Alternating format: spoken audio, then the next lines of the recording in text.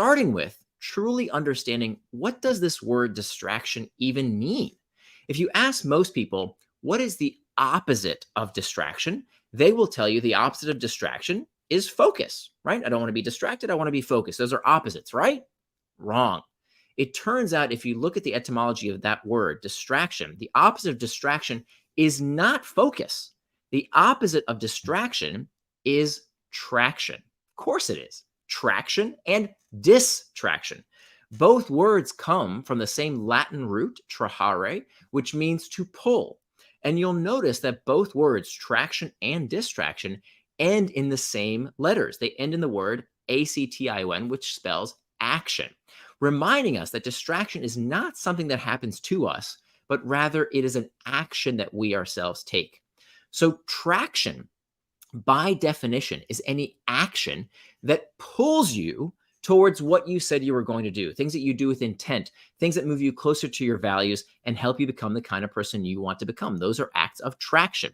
Conversely, anything that pulls you away from what you said you were going to do, away from your values, away from becoming the kind of person you want to become, those are acts of distraction.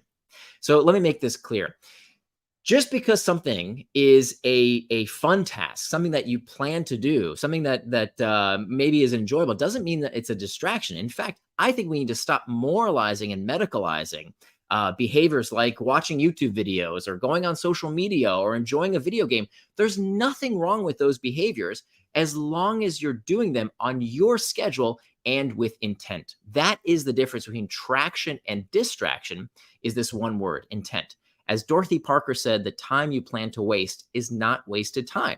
So if you've made time on your schedule to go enjoy these things, great, do them, right? We need to stop moralizing and medicalizing and somehow saying, oh, playing video games, that's morally reprehensible, but watching football on TV, that's okay. Why? Anything that you plan to do with your time and attention in advance is traction. Enjoy.